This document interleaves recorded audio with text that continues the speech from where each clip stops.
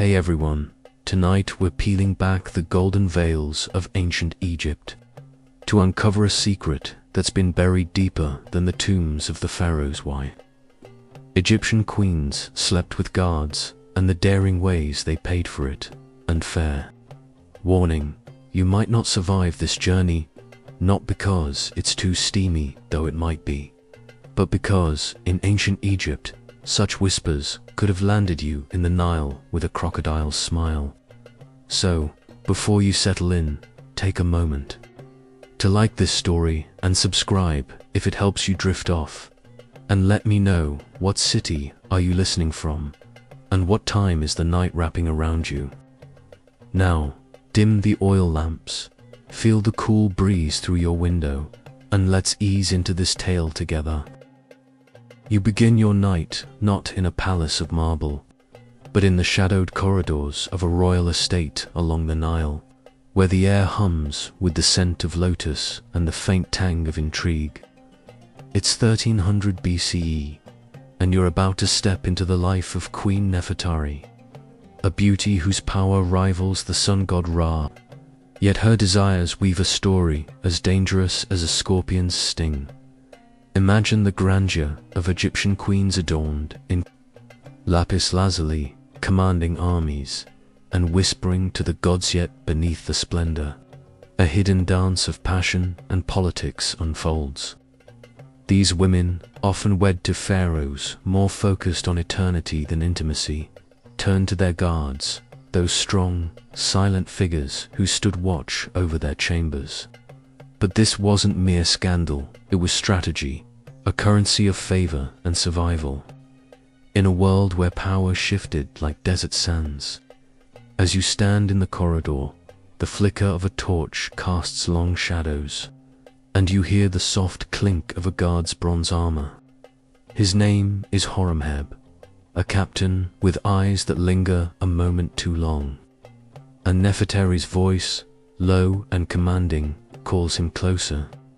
The night is young, and the secrets are just beginning to unravel. The estate buzzes with quiet life.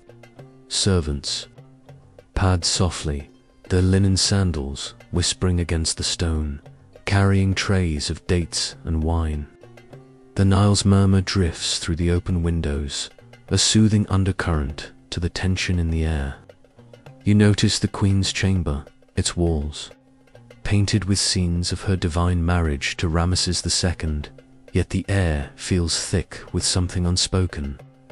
Horemheb stands at attention, his spear resting against the wall, his posture rigid, but his gaze softening as Nefertari approaches. She wears a sheer gown, the gold threads catching the torchlight, and her smile is both a command and a promise. You feel the weight of the moment here, in this sacred space. History bends toward the forbidden. Nefertari's life is no idle tale. Married to Ramesses II, she bore him children and stood as his equal, her titles carved in stone at Abu Simbel. But Ramesses, often away on campaigns or lost in his divine obsessions, left her with a court of loyal guardsmen like Horemheb, whose strength was both protection and temptation. The queen's power depended on alliances, and what better way to bind a guard's loyalty than through intimacy? You watch as she gestures to a cushioned bench, her voice a velvet thread. Sit, Horemheb, the night is long. The guard hesitates, then complies, the leather of his kilt creaking softly. No scribe records this moment, but the air hums with the unspoken pact forming between them outside. The estate's gardens rustle with palm fronds, the scent of myrrh rising from a nearby altar. Priests chant faintly, their voices a distant hymn to Amun-Ra, oblivious to the queen's maneuvers. You move closer, the cool stone beneath your feet grounding you, and see Horemheb's hand twitch as Nefertari leans in, her fingers brushing his arm.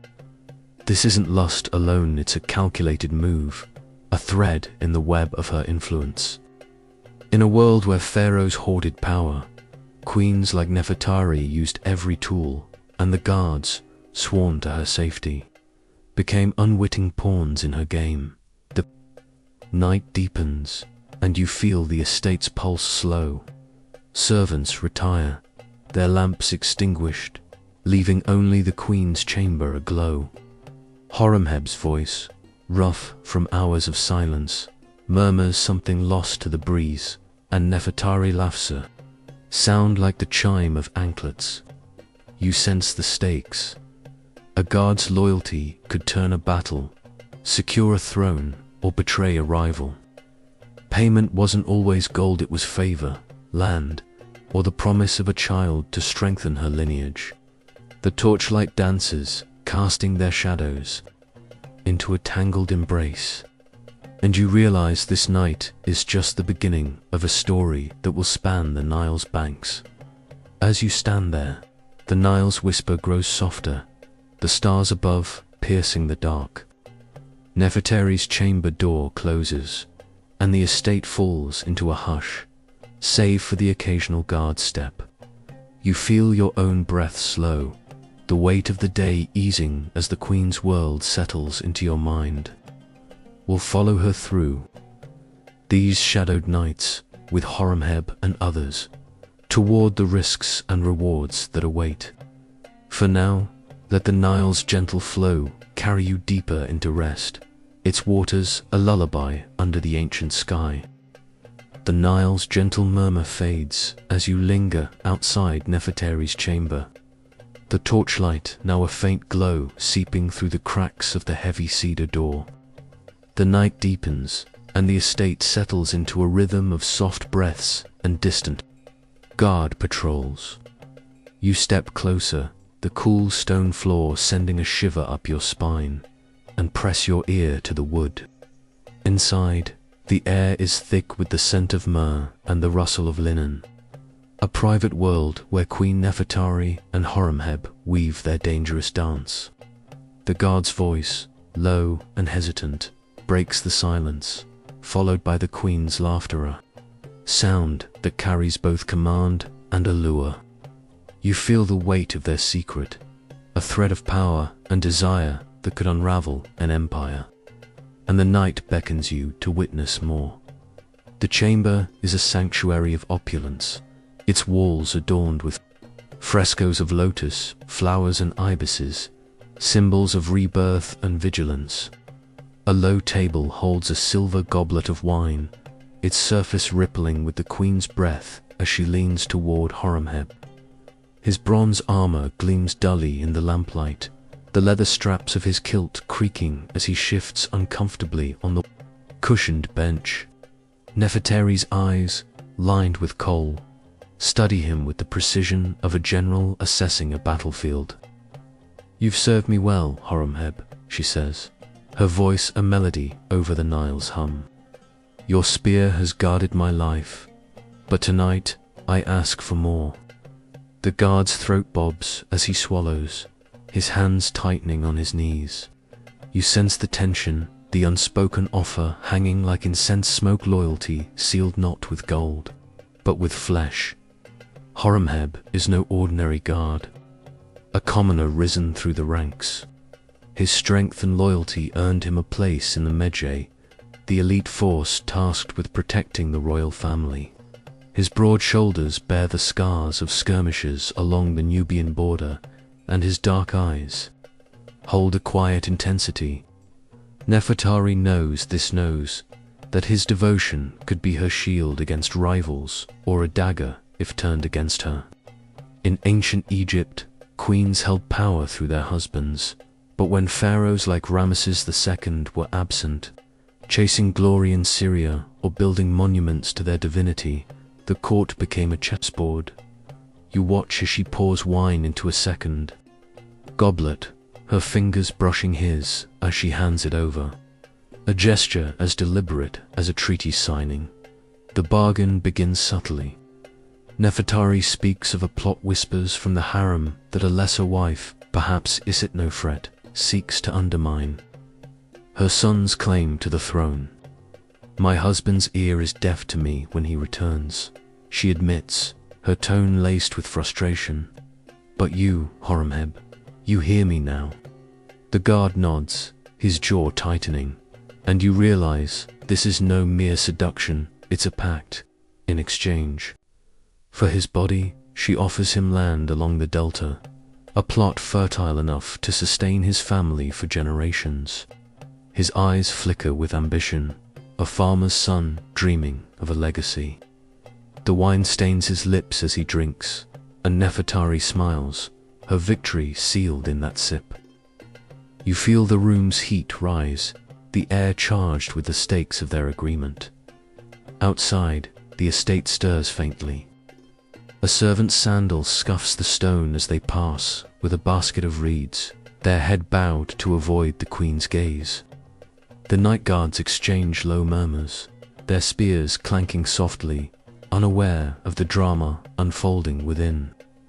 You move to the window, the Nile's silver reflection dancing under the moon, and catch the scent of papyrus reeds carried on the breeze. Inside, Horemheb's voice grows steadier. My queen, I am yours to command. Nefertari rises, her gown shimmering as she steps closer, her hand resting on his shoulder. The touch is light, but it carries the weight of a throne. You sense the shift. This is no longer just about desire, but about survival. A queen ensuring her guard's allegiance in a court where betrayal lurks like a jackal. The history supports this intrigue. Egyptian queens, though revered as divine consorts, often faced isolation. Ramesses II, with his harem of over 200 wives, left Nefertari to navigate political storms alone during his 66-year reign. Scholars debate the extent of such alliances, but reliefs at Abu Simbel show her influencer, cartouche beside his, a rare honor. Some suggest guards, like the Mege, were not just protectors, but confidants, their loyalty bought with more than rations. You recall a stele from Karnak, hinting at a guard's execution for disloyalty to the queen's house. A vague charge that might mask a broken pact. Nefertari's move with Horemheb fits this pattern, calculated risk to secure her lineage. Against rivals, the chamber grows quieter as the night advances. Nefertari lights a small oil lamp, its flame casting golden flickers across her face. She speaks of her sons, Amun-Hakeshif and Kamwaset, their futures threatened by brood. A guard's silence is as valuable as his sword, she murmurs, her fingers tracing the rim of her goblet. Horemheb nods, his hand now resting on hers, a silent acceptance. You feel the intimacy deepen, the line between duty and desire blurring. The payment evolves land for now, but later, perhaps a title or a blind eye to his own ambitions. The queen's power lies in her ability to weave such threads, turning a guard into a vassal without a pharaoh's knowledge. A soft knock interrupts, and a servant enters with a tray of figs, their sweet scent filling the room. Nefertari waves her away, her eyes never leaving Horemheb. The door closes, and the silence returns, heavier now. You notice the guard's armor discarded by the bench, a sign of trust or surrender. Nefertari's laughter returns, softer this time as she leans back, her gown slipping slightly to reveal a collarbone adorned with a turquoise pendant. You'll watch over me tonight, she says, and I'll watch over you tomorrow. The deal is struck, and you feel the night's pulse quicken.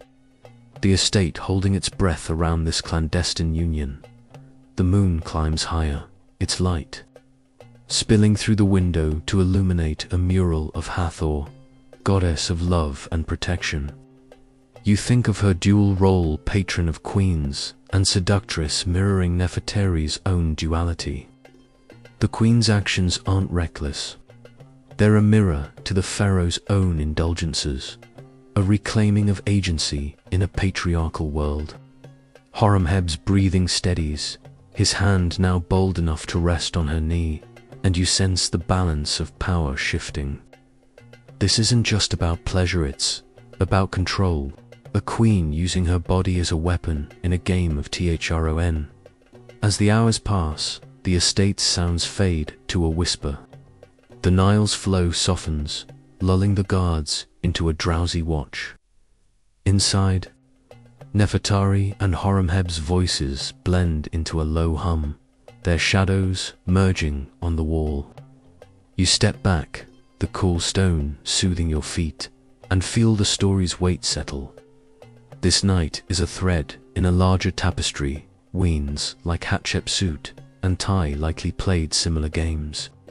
Their guards' loyalty bought with promises whispered. In the dark, the payment wasn't always tangible. Sometimes it was the promise of immortality. A name carved beside the queen's in temple stone, the torch outside gutters, its flame dying as dawn nears. Nefertari's chamber grows still, the air heavy with myrrh and the faint musk of their closeness. Horemheb rises, retrieving his armor with a soldier's precision, his face a mask of duty once more. Nefertari watches, her smile enigmatic, a queen who knows she's won another night.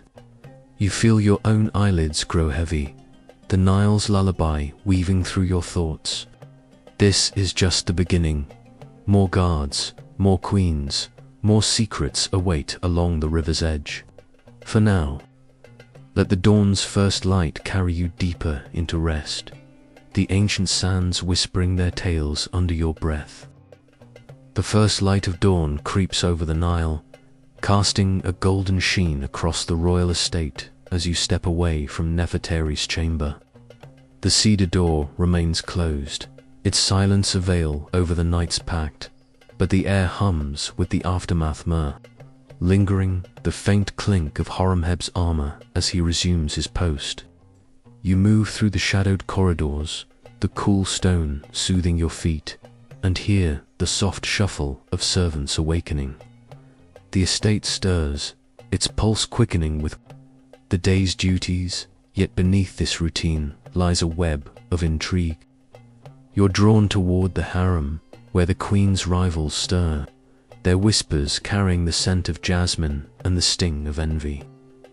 The story of Nefertari and Horemheb is no isolated scandal, it's a thread in a larger tapestry, and today, you'll uncover how other queens navigated these dangerous waters. The harem is a labyrinth of low-ceilinged rooms, its walls painted with scenes of fertility, Hathor's cow horns framing lotus blossoms, a promise of life amid the intrigue. You enter cautiously, the air warm and heavy with the fragrance of oils and the murmur of women's voices. A group of lesser wives gathers near a brazier, their linen gowns rustling as they fan themselves. Among them is Isitnofret, Nefertari's chief rival, her dark hair adorned with a turquoise circlet, her eyes sharp as a falcon's. She adjusts a bracelet, her fingers lingering on the gold, and speaks in a low tone to a younger wife, Mar. You strain to hear, the words fragmented but loaded with intent. The queen's guard, to close. Her sons must fall. The threat is clear, and you feel the harem's tension coil like a snake ready to strike. Isitnofret's power grows. From her own sons, including the future Ramesses III, and her alliance with court factions hungry for change. Unlike Nefertari, she lacks the queen's divine status, but compensates with cunning. You watch as she gestures to a guard stationed at the harem's entrance schemos, a broad-shouldered man with a scar across his cheek, his spear planted firmly in the ground. His loyalty, it seems, is hers to command, and you wonder if she, too, has woven a similar bargain. The guard's eyes meet hers briefly, a nod passing between them, and you sense a mirror to Nefertari's strategy. In this world, queens use guards not just for protection but as pawns in a silent war. Their bodies the currency of control. The harem's daily life unfolds around you. Servants carry trays of bread and figs, their sandals scuffing the stone, while children dart between the women, their laughter a stark contrast to the undercurrents. A scribe sits in a corner, his reed pen scratching papyrus, recording births and alliances details that could shift power. You notice Meritamen watching camos, her fingers twisting a strand of hair, and recall a tale from the tomb of Seti, a guard executed for bedding a lesser wife, his punishment a warning etched in stone. Yet here, the line blurs desire and duty entwined, a risk queens like Isitnefret exploit. The brazier crackles, sending sparks into the air, and you feel the heat mirror the harem's simmering rivalries. Nefertari's influence reaches even here. A servant whispers to another, her voice barely audible, the queen gifted Horemheb land. He'll stand for her sons. The news spreads like ripples on the Nile, and Isetnefret's lips tighten. She rises, her gown swaying, and approaches. Commos her hand resting on his arm as she murmurs something lost to the bustle. You see the guard's posture soften, his spear tilting slightly, a sign of allegiance bought with a promise. History hints at such practices. A relief from Dire el Medina shows a guard receiving a plot of land, his name linked to a noblewoman's favor. Isetnofret's move is a counterstrike, ensuring Komos's loyalty to her faction, and you realize the queen's games extend beyond the bedchamber into the fields and courts. The day progresses, and the harem fills with activity. Women weave linen, their shuttles clicking rhythmically, while others grind barley into flour, the stones rasp a steady beat. You move closer to Isetnofret, catching the glint of a dagger hidden in her sasha, reminder of the stakes. She Speaks to Meritamen again, her voice rising slightly. Nefertari thinks her guard will save her throne, but a mother's will is stronger. The younger wife nods, her eyes darting to Kamos, and you sense a plot forming. Perhaps promises him a higher rank, or a child to cement his loyalty payments as old as the pyramids. The air grows thick, the jasmine overwhelmed by the sweat of ambition, and you feel the harem's pulse quicken. A priestess enters, her white robe pristine, carrying a sistrum to honor Hathor. The women pause, their hands stilling as she shakes. The instrument, its jingle a prayer for fertility and protection. Isetnofret bows slightly, but her eyes never leave Kamos, and you wonder if she invokes the goddess to bless her scheme. The priestess chants, her voice rising over the harem's hum. May the Lady of Love guard our wombs and our wills. The irony isn't lost. You see love twisted into a tool, guards bound by more than oaths. A fragment from the Ebers papyrus mentions aphrodisiacs used in the harem, suggesting queens enhanced their allure. A subtle weapon in their arsenal. The afternoon sun beats down, its light filtering through reed mats, casting striped shadows across the floor. You sit beside a low bench, the stone warm against your back, and watch Isetnofret summon Kamos to a private alcove. The curtain falls, muffling their words, but the guard's silhouette shifts closer to hers, his spear leaning against the wall. You recall Nefertari's night with Horemheb, the mirror-clear queens using intimacy to secure loyalty, their payments tailored to each guard's desire. Kamos might seek gold, Isetnofret's favor, or a place among her son's protectors. The alcove's silent stretches, and you feel the estate hold its breath. The harem, a battleground veiled in sanctity. Servants bring water jars, their contents sloshing as they set them down, and the women resume their tasks, their chatter a cover for the tension. Meritamen joins you, her voice soft. The queen's guard grows bold, Isetnofret will not stand for it.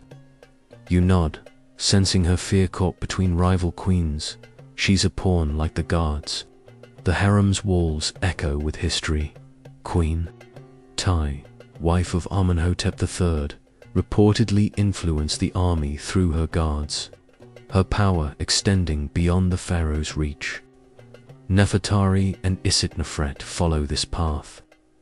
Their rivalry a dance of survival in a male-dominated court. As evening approaches, the harem quiets. The priestess departs, her sistrum's last jingle fading, and Isetnofret emerges from the alcove, her expression unreadable. Kamos resumes his post, his face a mask, but his grip on the spear is tighter, a sign of his new burden. You move to the window, the Nile's reflection now a deep indigo, its surface broken by a heron's glide. Inside, Isetnofret calls for wine, her voice steady, and you realize her bargain with Kamos is sealed, perhaps a promise of a son to rival Nefertari's line. The harem's air grows heavy, the jasmine now a cloying mask over ambition. The night falls, and the estate's lamps flicker to life. Servants light incense, the smoke curling toward the ceiling, and you feel the day's weight ease. Isetnofret retires to her chamber, Kamos shadowing her steps, while Meritamen lingers, her eyes on the guard. You sit again, the stone cool now, and let the harem's whispers settle into your mind. This is a world where queens wield love as a scepter, guards as their knights, and payments range from land to lineage. The rivalry between Nefertari and Isetnofret is just beginning. Their guards the keys to their thrones. The Nile's lullaby returns, its flow softening the harem's tension. You feel your breath slow, the day's intrigues fading as the night wraps around you. More secrets await other queens, other guards, other bargains along the river's edge. For now, let the heron's cry carry you deeper into rest, the ancient sands holding their breath for the next tale. The harem's whispers fade as you leave its jasmine-scented confines.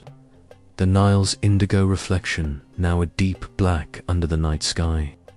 The estate's lamps flicker, their golden glow guiding you toward the temple district, where stone pillars rise like silent sentinels. The air grows cooler, carrying the earthy scent of incense and the faint echo of priestly chants from within. You feel the weight of the day's intrigues, Nefertari's, packed with Horemheb. Isetnofret's counter with Kamos, settling into your bones, and the temple promises a new layer to this tale of queens and guards. The night is still young, and the sands of ancient Egypt hold more secrets, their voices carried on the breeze as you step onto sacred ground. The temple of Amun-Ra looms ahead, its pylon gates adorned with reliefs of Pharaoh's smiting enemies, the stone worn smooth by centuries of devotion.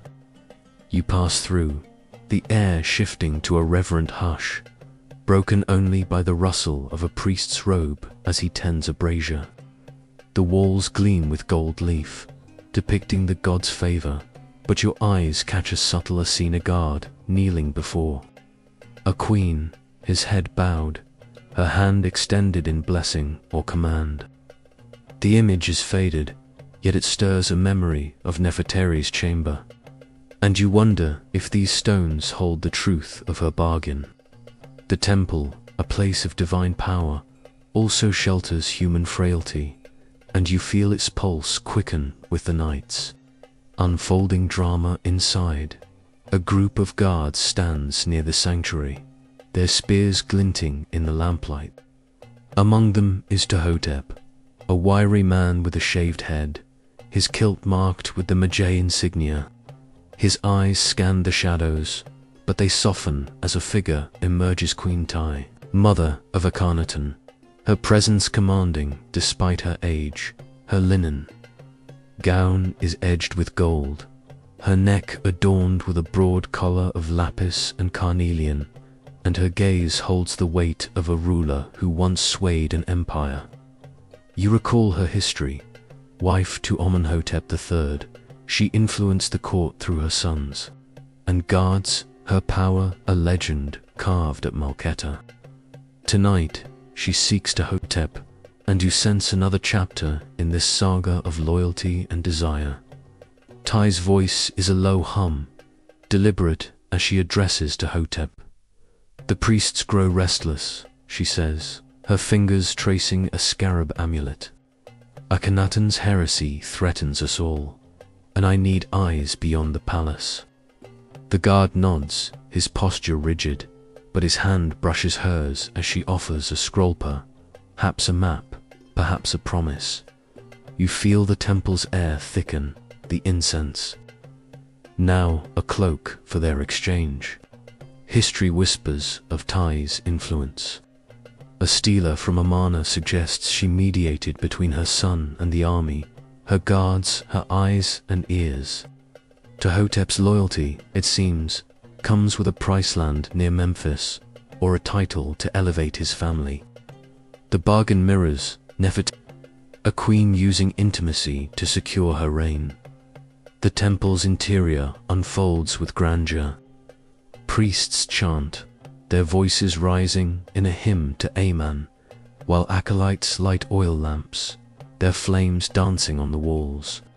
You move closer, the stone floor cool beneath your feet, and notice a side chapel where Ty and Hotep retreat.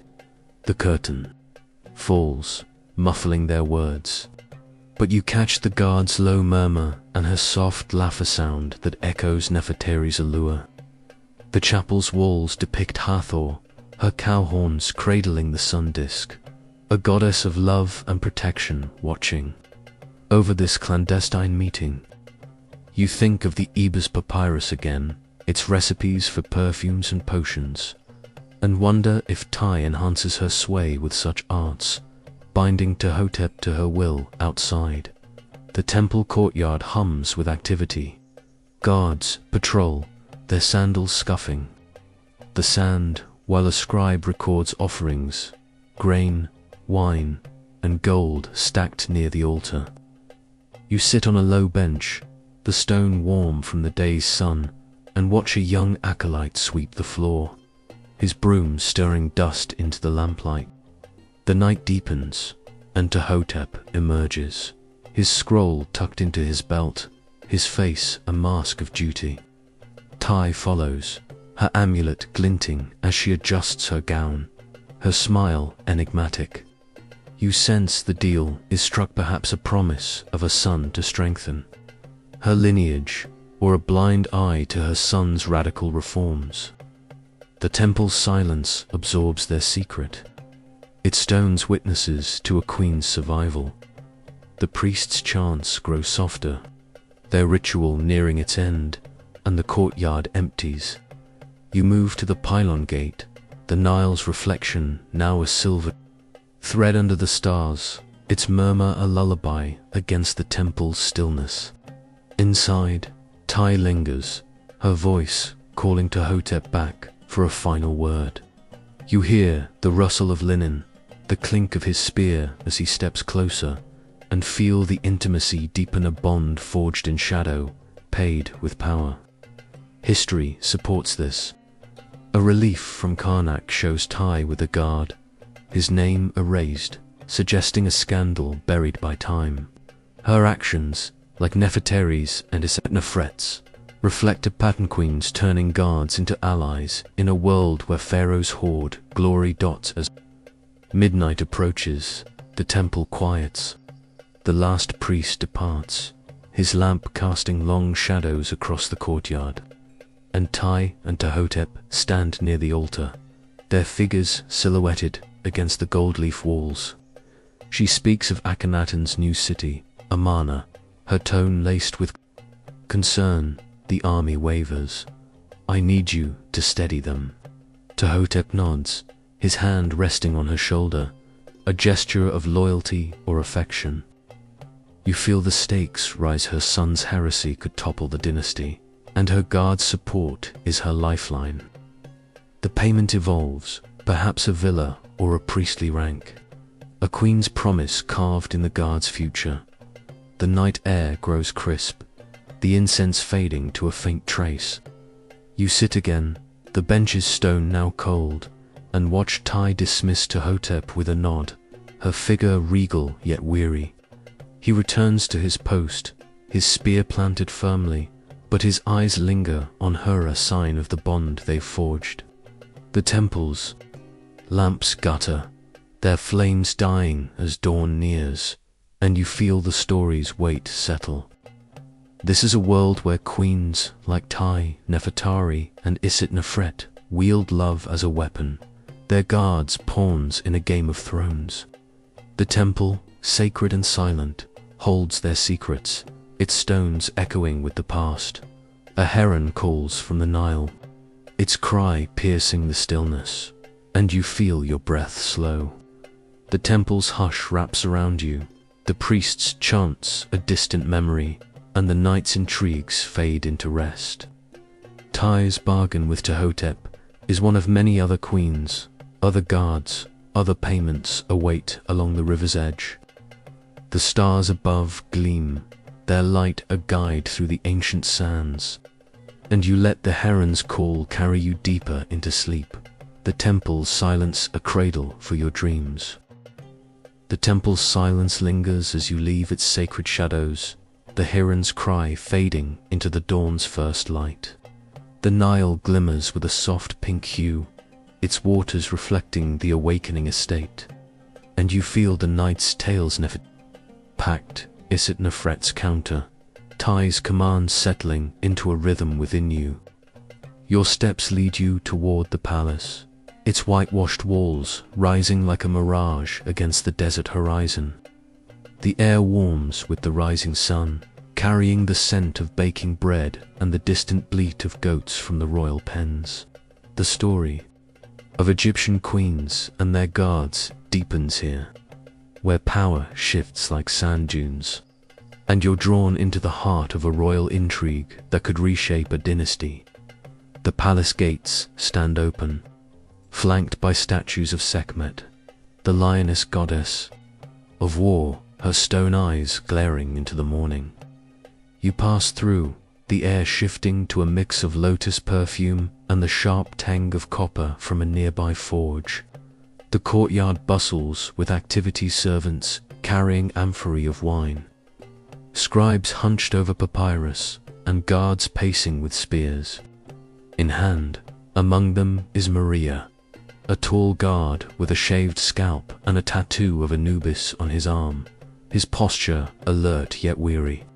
His eyes meet yours briefly, a flicker of recognition, and you sense he's no stranger to the palace's hidden currents. The queen who commands him today is Hatshepsut, the female pharaoh whose reign defied tradition, and her presence looms even in her absence. You enter the throne room, its ceiling supported by lotus-columned arches, the walls adorned with reliefs of Hatshepsut's expeditions to Punt. The air is cooler here, the stone floor smooth under your feet, and a throne sits empty, its gold inlays catching the light. Moriah stands near the dais, his spear planted firmly, but his gaze shifts to a side chamber where Hatshepsut's voice echoes firm, authoritative, yet tinged with urgency. You move closer, the scent of myrrh growing stronger, and peer through the curtain.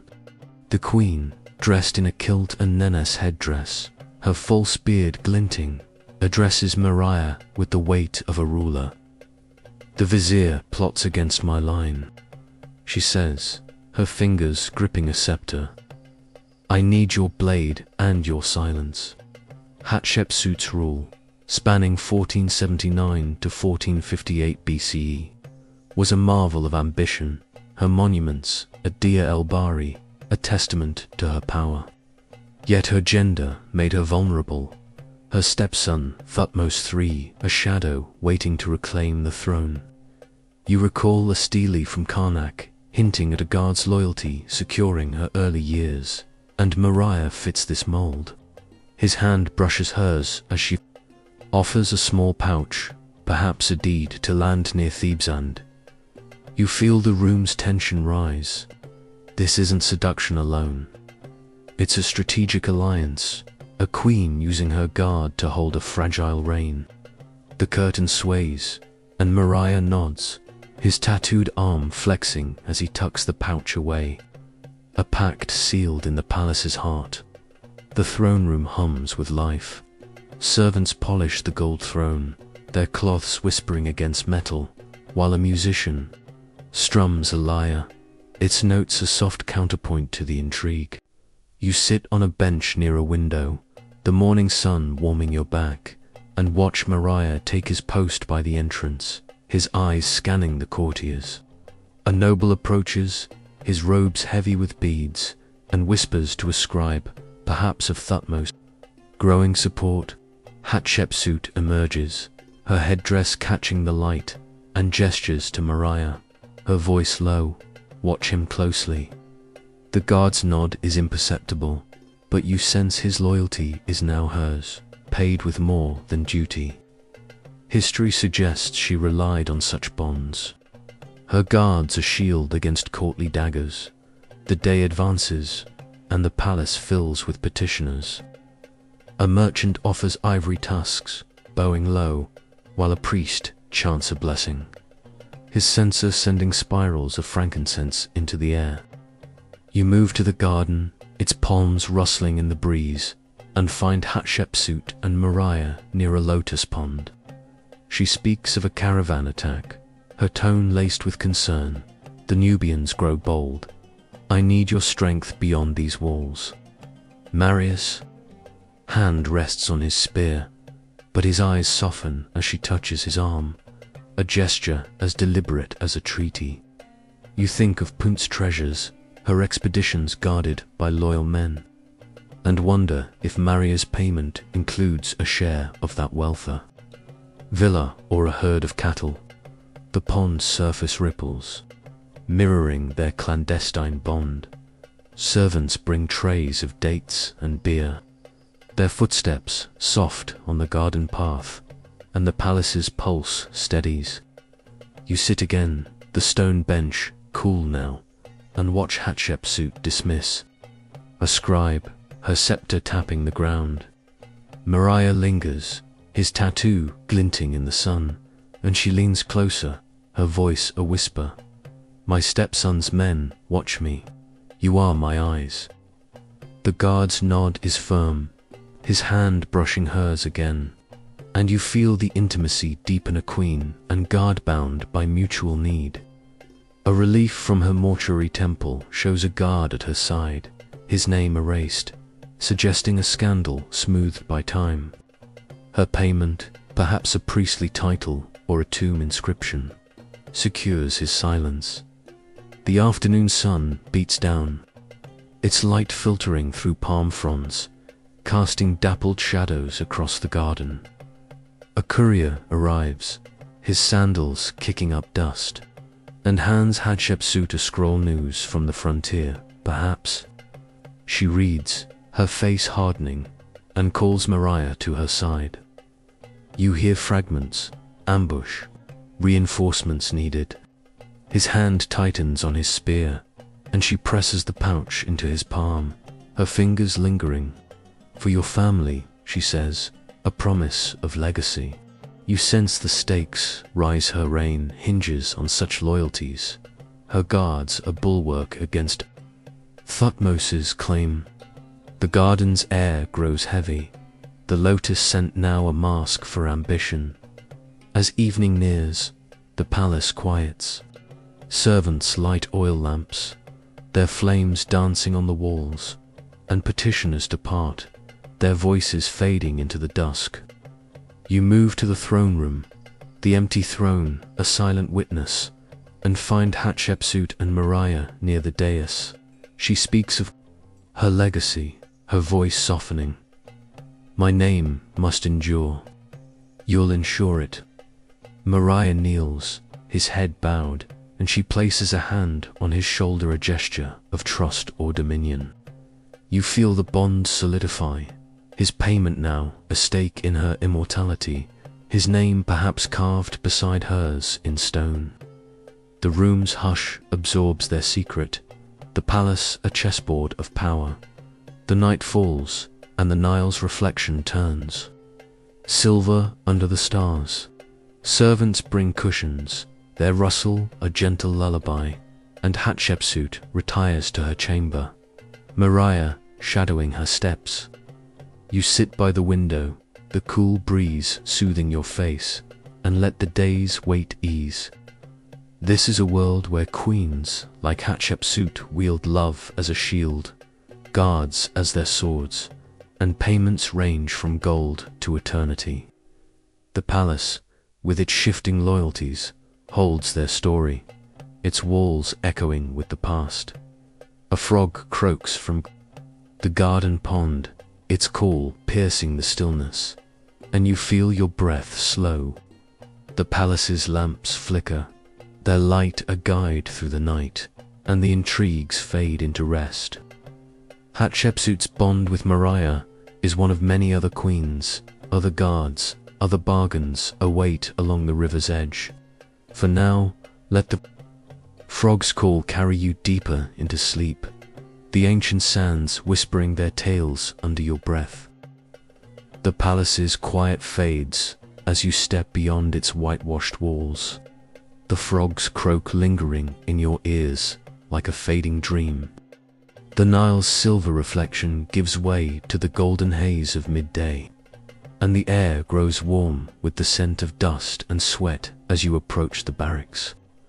The estate's rhythm shifts here, the clatter of spears and the grunt of training guards filling the space. The tales of Nefertari, Isetnefret, Tai, and Hatshepsut weave through your mind. Their bargains with guards a thread of survival in a world of power. You feel drawn to this rugged domain, where loyalty is forged in sweat and sealed in shadow. And the story of Egyptian queens takes a new turn under the sun's unyielding gaze. The barracks rise as a cluster of mud brick buildings, their roofs flat and lined with drying reeds.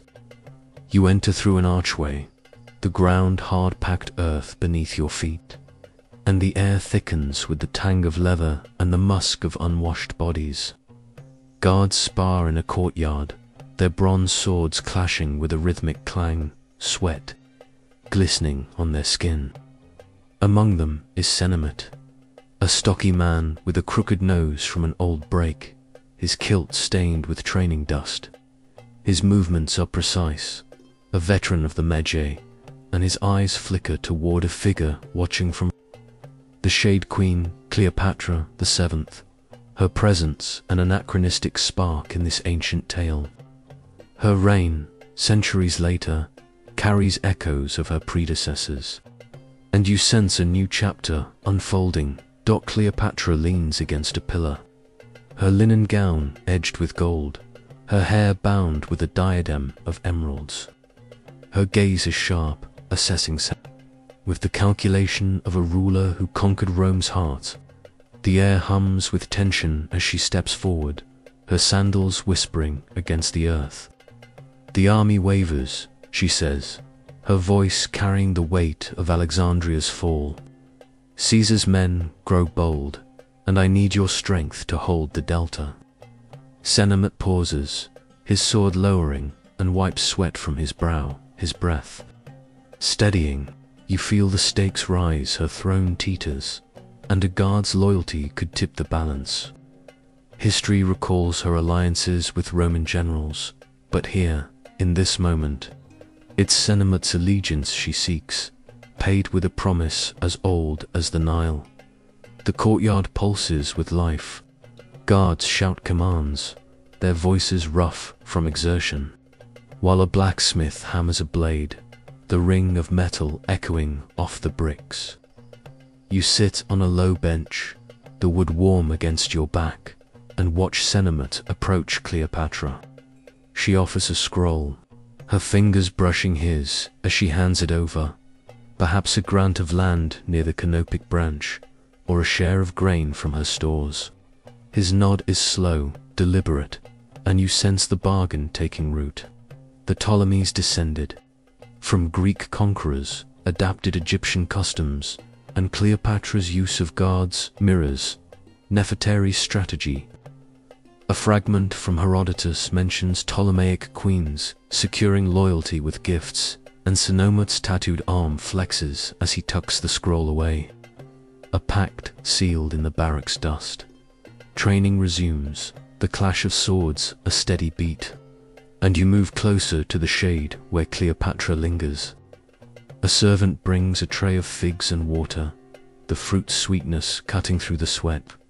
She selects a fig, her fingers delicate, and speaks again. My brother plots with Rome. You'll watch his men. Senomet's eyes narrow, his crooked nose twitching, and he murmurs, My queen, I serve you alone. The intimacy deepens, her hand resting on his arm, a gesture as calculated as a military order. You recall Plutarch's account of Cleopatra's charm, her ability to bind men to her will, and wonder if Senomet's payment includes a night in her chambers of favor to ensure his silence. The barracks air grows heavy, the dust now a veil for their secret. The afternoon sun climbs higher, its heat pressing down, and the guards pause for respite. They sit in clusters, sharing bread and beer, their laughter a brief respite from duty. You stand near a water trough, its cool splash soothing your hands, and overhear a guard whisper to Senomet, The queen's favor is a double edge. Watch your back. Senomet grunts, his gaze on Cleopatra, who confers with a courier, her diadem glinting. The warning echoes. Truth Ptolemaic courts were rife with betrayal, and a guard's loyalty could turn deadly. Yet Cleopatra's smile, directed at Senomet, holds a promise. Perhaps a villa or a command, binding him tighter to her cause. The trough's ripples mirror the shifting alliances, and you feel the barracks pulse quicken. A horn sounds, calling the guards to formation, and the courtyard fills with disciplined rows. Cleopatra moves among them, her presence commanding silence, and addresses Senomet directly. Lead the night watch. The delta must hold. He salutes, his sword raised, and she steps closer, her voice dropping. Your family will thrive under my reign. The payment evolves land for now, but a legacy for his kin, a queen's assurance against Rome's threat.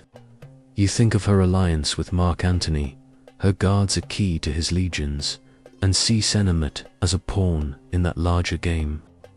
The sun beats down, casting long shadows, and the barracks bricks absorb the weight of her command. As evening nears, the heat relents, and the guards disperse to their duties. You sit again, the bench now cool, and watch Cleopatra retire to a shaded alcove, Senomet shadowing her steps. The curtain falls, muffling their words, but you catch the rustle of linen and the clink of his sword as he sets it aside. The air grows thick with myrrh, a scent borrowed from her Egyptian roots, and you sense the intimacy deepen a bond forged in strategy, paid with power. History hints at such pacts. A papyrus from Oxyrhynchus records a guard's reward for protecting a Ptolemaic queen, his name lost to time. Cleopatra's move with Senomet fits this pattern, a queen using love to hold an empire. The night falls, and the barracks quiet. Servants light torches, their flames casting flickering shadows across the bricks, and guards take their posts, their spears glinting under the stars. You move to the archway, the Nile's murmur drifting from the distance, and feel the day's weight ease. Senomet emerges from the alcove, his sword back in hand, his face a mask of duty, but his eyes linger on Cleopatra, a sign of the bond they forged. She follows, her diadem catching the torchlight, her smile enigmatic. You sense her reign hinges on such loyalties. Her guards a bulwark against her brother and Rome. A jackal howls from the desert edge, its cry piercing the stillness, and you feel your breath slow. The barracks' torches gutter, their light a guide through the night, and the intrigues fade into rest. Cleopatra's pact with Cinnamate is one of many other queens. Other guards, other payments await along the river's edge. The stars above gleam their light a map through the ancient sands, and you let the jackal's call carry you deeper into sleep. The barracks' silence, a cradle for your dreams. The barracks' torchlight fades as you leave its dusty confines, the jackal's howl lingering like a distant warning. The Nile stretches before you, its dark waters reflecting the star-strewn sky, the air cool with the scent of papyrus and the faint tang of fish. The tales of Nefertari, Isetnofret, Tai, Hatshepsut, and Cleopatra weave a tapestry of power and desire. Their guards bound by bargains that shape empires. You feel drawn to the river's edge, where the night's secrets deepen, and the story turns toward a moment of betrayal that could unravel it all. The water laps gently against the bank, a soothing rhythm, and you step into a scene where loyalty teeters on a knife's edge. The riverbank is a quiet haven, its muddy shore lined with reeds that rustle in the breeze. You stand near a small dock where a reed boat bobs gently, its hull laden with amphorae of wine and grain. The air carries the soft splash of oars from a distant fishing vessel, and the stars above gleam with an ancient light. A figure emerges from the shadows, a minhart, a lean guard with a scar across his jaw, his kilt damp from the night's patrol. His eyes are wary, scanning the water, and you sense he's no stranger to the Nile's hidden currents. The queen. He serves his Nefertari again, her influence reaching even here, but tonight, a new tension crackles in the air. Amenhotep pauses, his spear planted in the mud, and turns as a cloaked figure approaches Queen Isetnofret, her turquoise circlet glinting under the starlight. Her presence is unexpected, her rivalry with Nefertari, a flame that could ignite this night.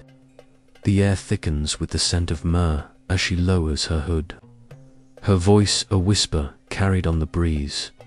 Nefertari's guard grows bold. I need you to turn your eyes from her. Amenhotep's jaw tightens, his scar twitching, and you feel the weight of her offer, a pouch of gold clinking softly as she presses it into his hand. This is no alliance of desire, but a bid for betrayal. A queen using wealth to fracture Nefertari's shield. History hints at such shifts. A papyrus from the Ramesseum records a guard's defection, his punishment carved in stone. The riverbank hums with subtle life. Frogs croak from the reeds, their chorus a counterpoint to the tension, while a heron glides silently overhead, its wings cutting the night. You sit on a fallen log, the wood cool against your back, and watch Isetnofret lean closer to her sons threaten mine, she murmurs, her fingers brushing his arm, a gesture meant to sway. The guard's eyes flicker to the pouch, then to the boat, and you sense his resolve waver. Nefertari's land gift to Horemheb secured his loyalty, but gold offers immediate gain, a temptation that could turn him. The Nile's current swirls, mirroring the shifting allegiance, and you feel the night's pulse quicken with the risk. Boat's owner, a grizzled fisherman, approaches with a net slung over his shoulder, his voice gruff, ready for the morning run, sir. Amenhotep nods, his hand tightening on the pouch, and Isetnofret steps back, her smile enigmatic. You recall her earlier pact with camos, her strategy a web of guards turned against Nefertari, and see this as a new thread. The fisherman departs, his sandals squelching in the mud, and Amenhotep stands alone, the gold heavy in his palm. The air grows thick, the papyrus scent now a mask for the brewing treachery. And you wonder if he'll report this to Nefertari, or keep the secret for himself. The night deepens, and the riverbank quiets. The heron returns, its cry piercing the stillness, and you move closer to Amenhotep, the mud sucking at your feet. Isitnofret's voice lingers in the air. Watch her chamber tonight. Report her moves. The guard's nod is hesitant, his scar a stark line under the starlight, and you sense the betrayal taking root. History supports this tension. A relief from Abydos depicts a guard executed for spying, his loyalty split between queens. Amenhotep's choice could tip the balance. Throne or Isitnofret's. Feveran, the Nile's edge becomes a stage for this drama. The boat creaks, its cargo a silent witness, and you feel the night hold its breath. A soft splash breaks the silence, and a servant appears with a torch, its flame casting flickering shadows across the reeds. He bows to Amenhotep, offering a jug of beer, and the guard accepts, his hand trembling slightly. Isitnofret watches from a distance, her figure blending with the shadows, and you hear her murmur to a companion, "He'll break."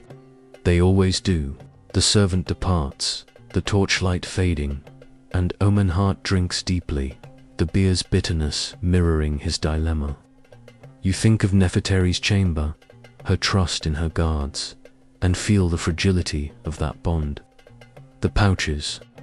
Weight could buy land or silence, a payment that tempts even the loyal. The stars climb higher, their light reflecting off the Nile's surface, and the riverbank settles into a hush. Amenhotep paces, his spear dragging a line in the mud, and you sit again, the log's coolness soothing your thoughts. Isitnofret approaches once more, her voice low. Tomorrow, bring word of her plans. Your family will eat well.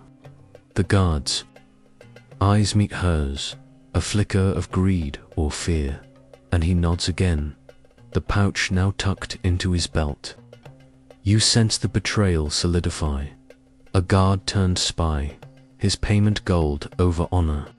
A stealer from Saqqara mentions a queen's guard rewarded for espionage. His name erased, and Amenhotep fits this shadow. The night air grows crisp, the papyrus rustling softly, and a fish jumps, its splash echoing across the water. You move to the dock, the boat's hull creaking under your touch, and watch Amenhotep take his post, his gaze fixed on the palace lights across the river. Isitnofret retreats, her cloak blending with the night, and you feel the story's weight settle. This is a world where queens like Isitnofret wield gold as a weapon, guards as double agents, and the Nile's edge a silent witness to their games. The betrayal could topple Nefertari, her son's future hanging on Amenhotep's choice. The heron calls again, its cry a lullaby against the tension, and you feel your breath slow. The riverbank's hush wraps around you, the stars are mapped through. The ancient night and the intrigues fade into rest. Amenhotep's pact with Isitnofret is a pivot of a queen's. Other guards, other treacheries await along the water's flow. For now, let the heron's call carry you deeper into sleep. The Nile's rhythm, a cradle for your dreams. The Nile's gentle lapping fades as you leave its treacherous edge.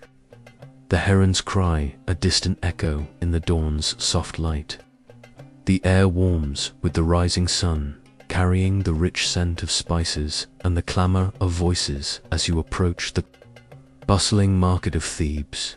The tales of Nefertaris, Pact, Isetnofrets, Betrayal, Tai's Command, Hatshepsut's Bond, Cleopatra's Strategy, and Amenhotep's wavering loyalty weave a complex web.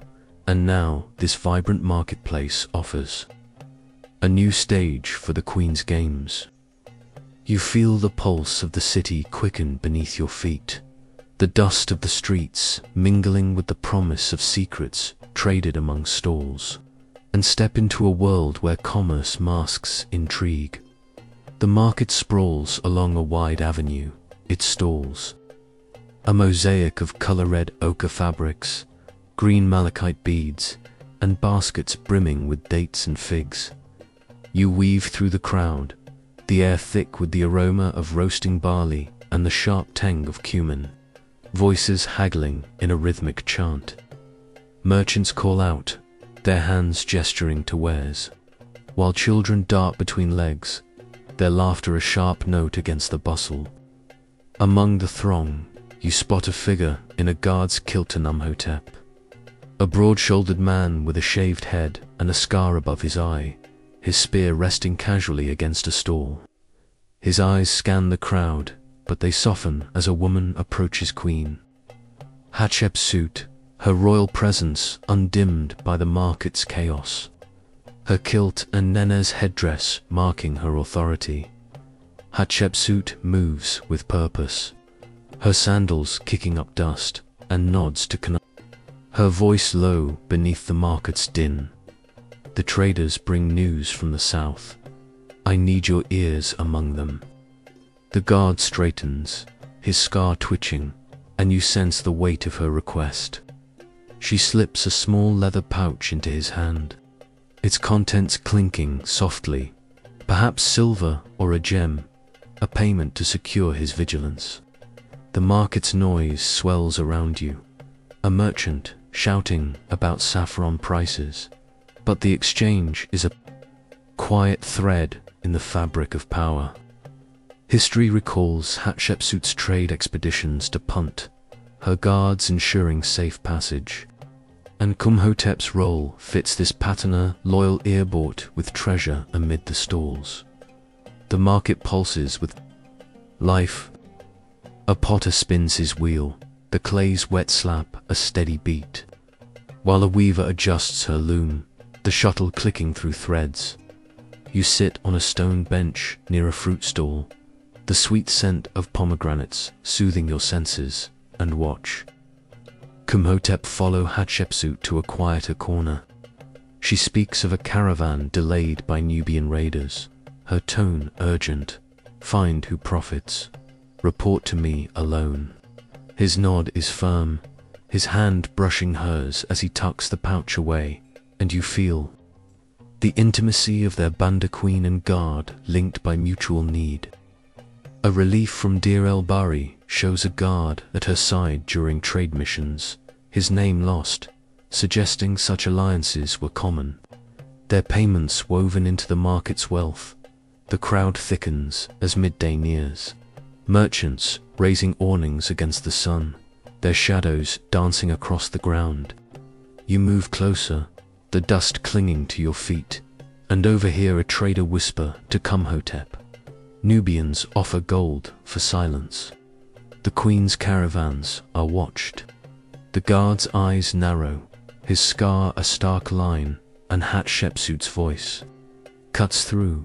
Turn their offer to my gain. She presses another pouch into his hand, her fingers lingering, and you sense a double game loyalty tested, payment doubled. The Eber's papyrus mentions spices used to anoint guards, enhancing their favor, and you wonder if she employs such arts, binding Amenhotep with scent and silver. The market's clamor rises, a veil for their negotiation, and you feel the stakes sharpen. A group of dancers weaves through the stalls, their anklets jingling, drawing cheers from the crowd. You stand near a spice merchant, the air heavy with cinnamon and coriander, and watch Hatshepsut gesture to a shadowed alley. Kumhotep follows, his spear trailing, and the alley's coolness contrasts the market's heat. She speaks of Thutmose III's agents, her voice low. They seek to disrupt my trade. You'll mislead them. His nod is reluctant, but the pouch's weight sways him, and you sense the betrayal's edge loyalty to her throne over his comrades. A stealer from Karnak hints at a guard's execution for treachery. His name erased, and Kumhotep's path teeters on that line. The alley's silence absorbs their pact. The market a distant hum. The afternoon sun beats down, its light filtering through awnings, casting striped shadows across the stalls. A potter offers you a clay cup of water, its coolness refreshing. And you sip as Kumhotep returns to his post, his face a mask. Hatshepsut lingers, conferring with a merchant, her diadem glinting, and you overhear her order grain shipments double trade as a weapon, her guards' ears, her shield. The crowd thins, servants carrying baskets of goods, and you move to a loom, the weaver's rhythm a soothing counterpoint. Kumhotep's eyes meet yours briefly, a flicker of unease, and you feel the market hold its breath, its deals masking deeper games. As evening falls, the market softens. Merchants pack their wares, their voices fading to murmurs, and lamps flicker to life, casting golden pools on the ground. You sit again, the bench now cool, and watch Hatshepsut summon Kumhotep near a wine stall, its aroma rich in the air. She speaks of a rival trader's bribe, her tone firm and sure it fails. Your reward will be land. His nod is steady, his hand brushing hers, and you sense the payment evolve land over silver, a legacy tied to her reign. History supports this. A papyrus from Thebes records a guard granted fields for service, his name linked to a queen's favor. The wine's scent lingers, a mask for their bond, and the market's pulse slows. The night deepens, and the market empties. A final trader haggles over a bolt of linen, his voice a soft echo, while a guard lights a torch, its flame dancing in the breeze. You move to the avenue's edge, the Nile's murmur drifting from the distance, and watch Kumhotep take his post, his spear planted firmly. Hatshepsut retires, her figure regal against the lamplight, and you feel the story's weight settle. This is a world where queens like Hatshepsut wield trade as a scepter, guards as spies, and payments range from silver to land. The market, with its whispered deals, holds their secret, its stones echoing with the past. A cricket chirps from a nearby stall, its call piercing the stillness, and you feel your breath slow. The market's lamps flicker, their light a guide through the night, and the intrigues fade into rest. Kumhotep's pact with Hatshepsut is one of many other queens. Other guards, other bargains await along the river's flow. The stars above gleam their light a map through the ancient sands, and you let the cricket's call carry you deeper into sleep, the market's silence a cradle for your dreams. The market's fading lamps recede as you leave its bustling lanes. The crickets chirp a soft farewell in the deepening night. The air cools with the scent of dry earth and the faint musk of lotus as you ascend toward the Valley of the Kings. The Nile's murmur a distant thread behind you.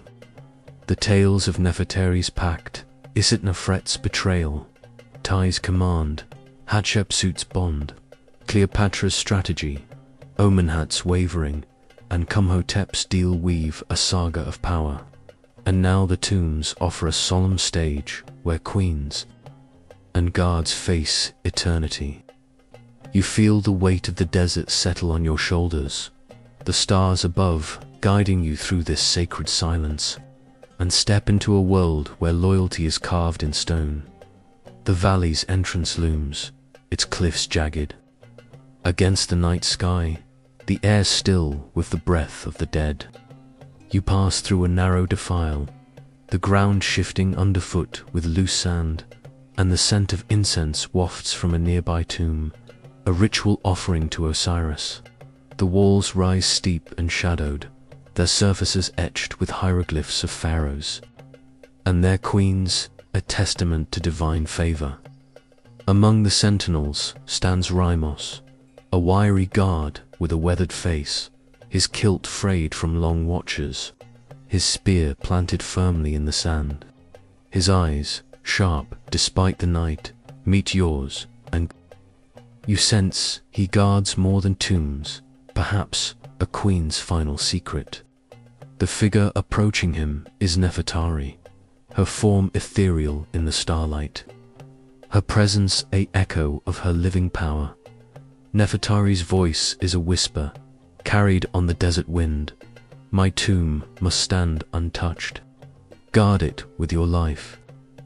Ramos nods, his hand tightening on his spear, and she offers a small amulet of turquoise, its surface cool as she presses it into his palm, a payment for eternity, a promise of protection beyond the grave.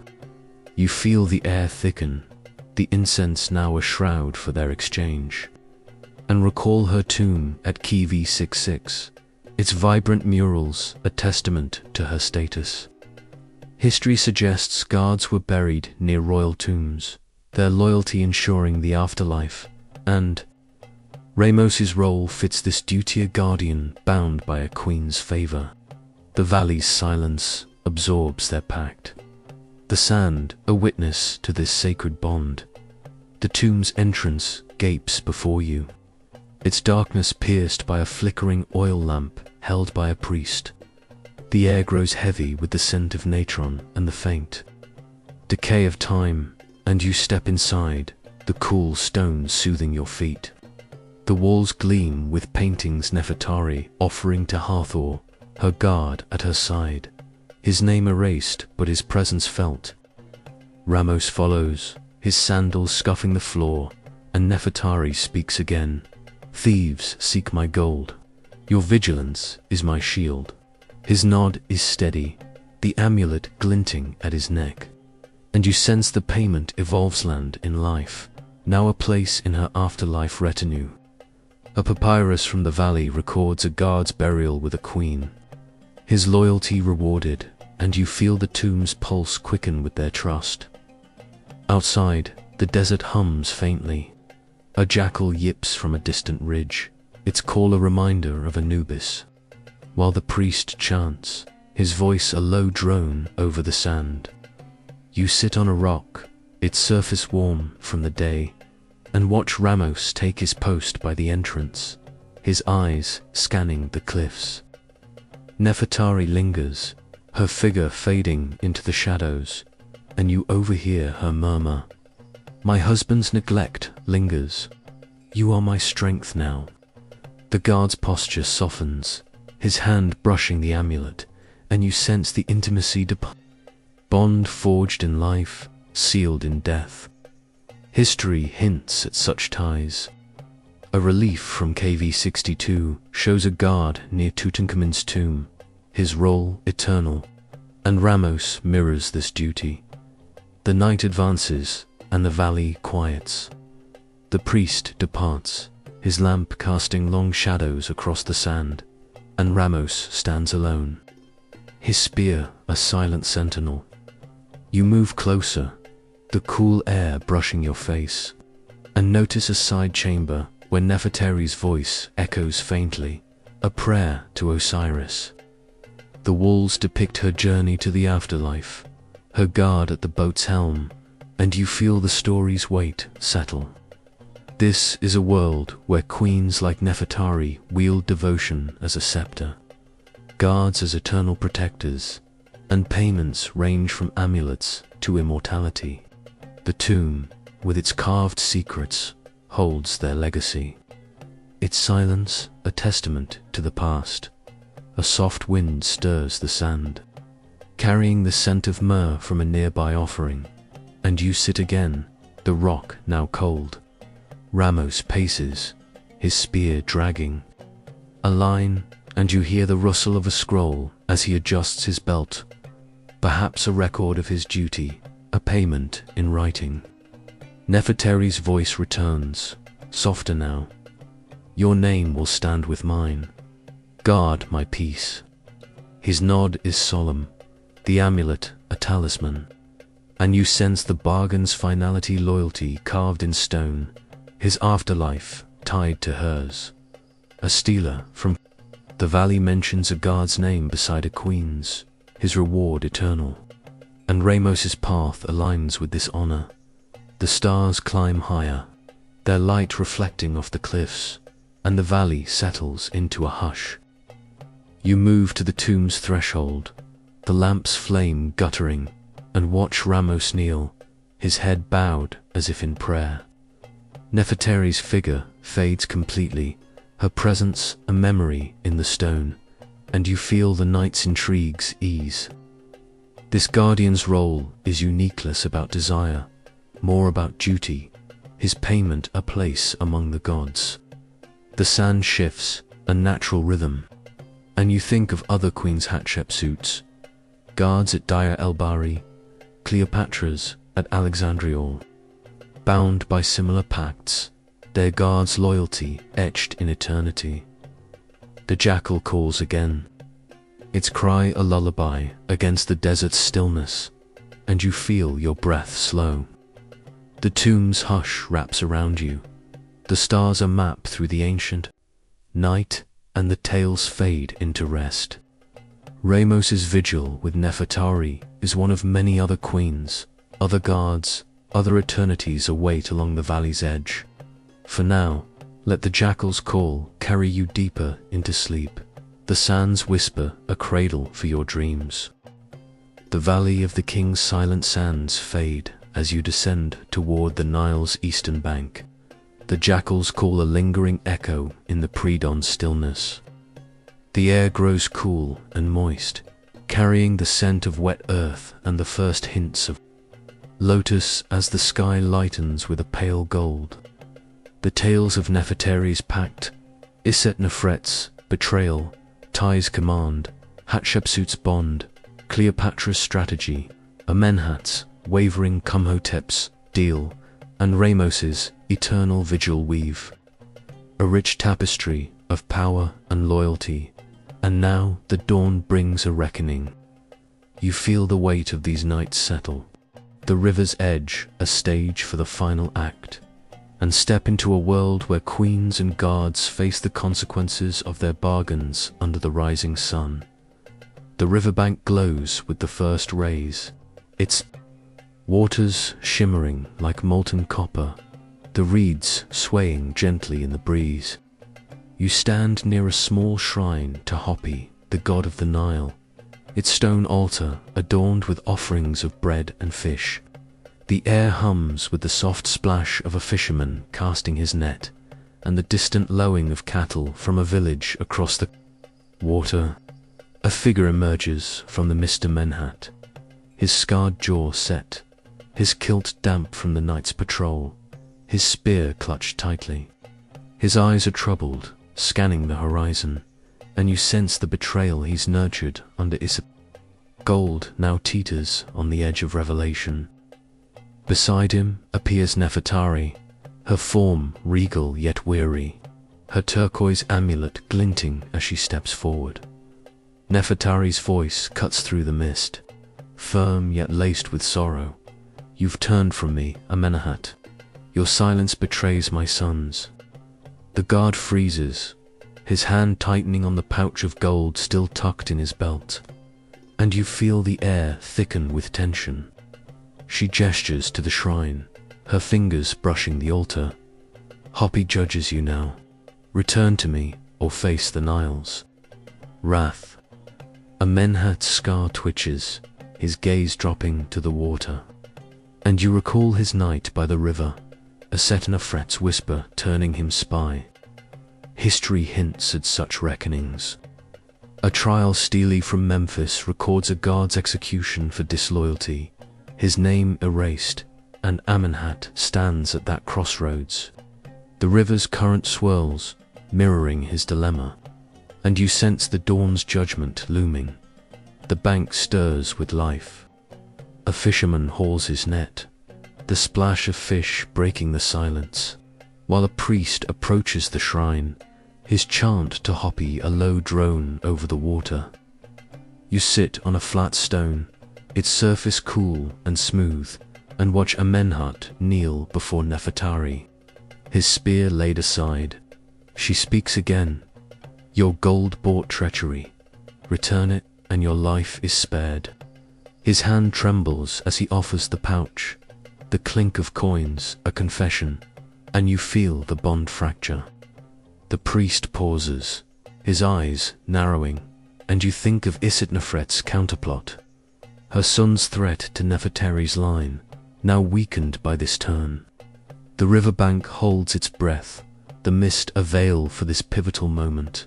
The sun climbs higher, its light piercing the mist, and the bank brightens with activity.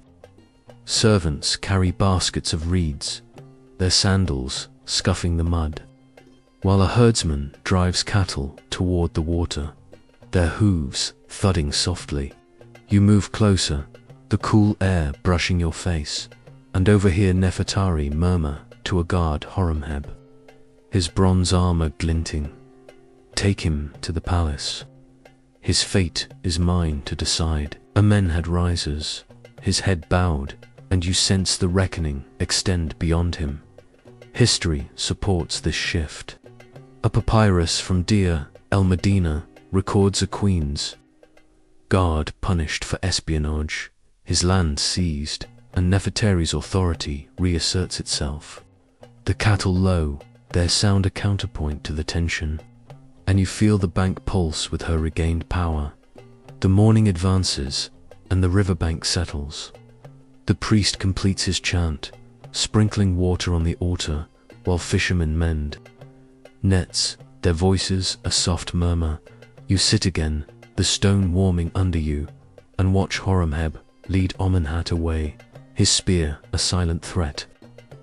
Nefertari lingers, her amulet catching the sun, and speaks to the air. My guard's loyalty is my strength. The Nile flows with my will. Her voice carries a resolve, and you recall her tomb vigil with Ramos, her afterlife secured, now mirrored in this living triumph.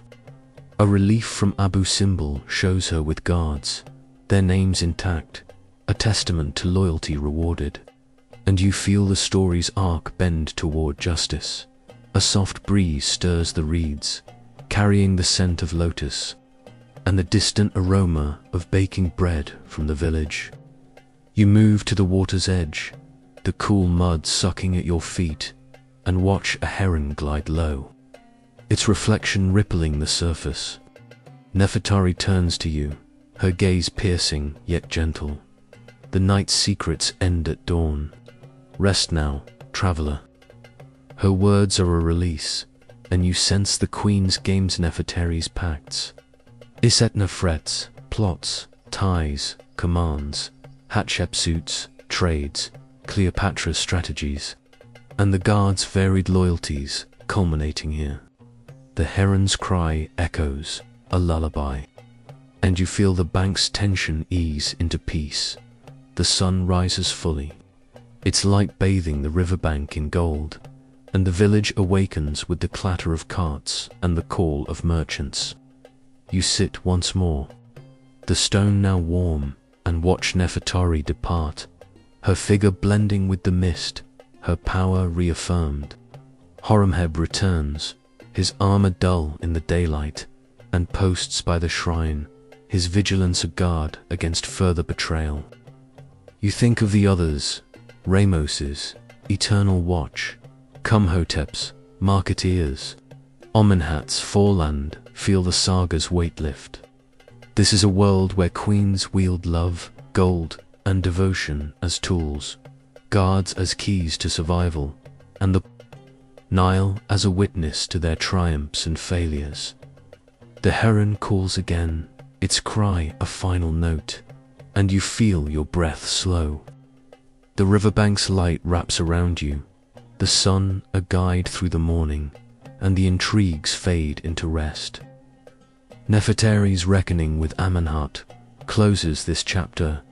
Other tales may linger, but for now, the Queen's legacies stand. Let the heron's call carry you deeper into sleep. The Nile's flow a cradle for your dreams, the ancient sands whispering their end.